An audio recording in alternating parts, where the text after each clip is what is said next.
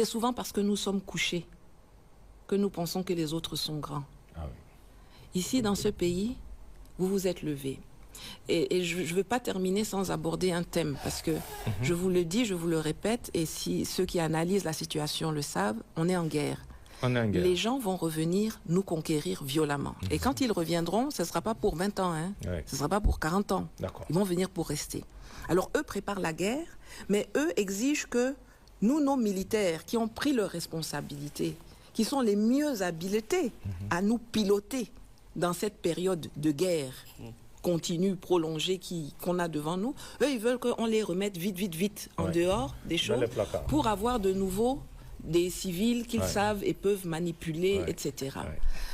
Je ne pense pas que dans nos pays-là, il y ait des personnes plus habilitées que ces militaires-là. Dans les 3 pays. Dans les 3 pays. Parce que ce n'est pas le militaire en tant que tel. Parce qu'on a des militaires ailleurs, là, qui se font partie du système. On l'a même vu au sein de l'AES. Damiba, c'était un militaire du système pour empêcher. Voilà. Donc, mais ici, dans l'AES, en ce moment, on a des militaires patriotes qui sont allés au front, qui sont équipés mentalement. C'est-à-dire que quand on regarde la situation, on se dit, ceux d'en face, ils ont plus d'argent que nous.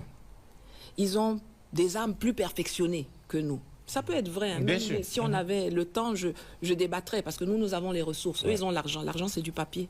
Tu imprimes. Mais nous, on a les ressources et costauds. Et donc, si on prend conscience qu'on est en position de force, on peut l'utiliser comme levier.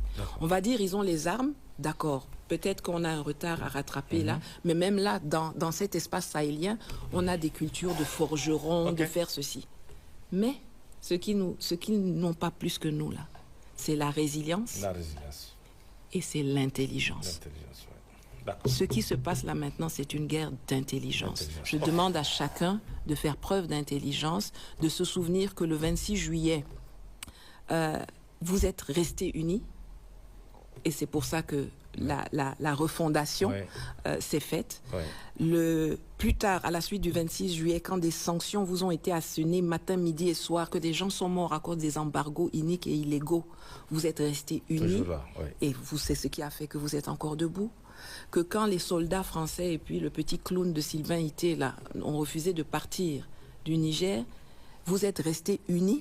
Ce sont les populations qui étaient là-bas, devant la base, qui matin se relayaient, matin, midi et soir, et vous avez gagné cette partie-là. Il y a d'autres combats. L'unité, la solidarité sont essentiels. Un peuple uni jamais ne sera vaincu. D'accord. Merci Nathalie. Merci.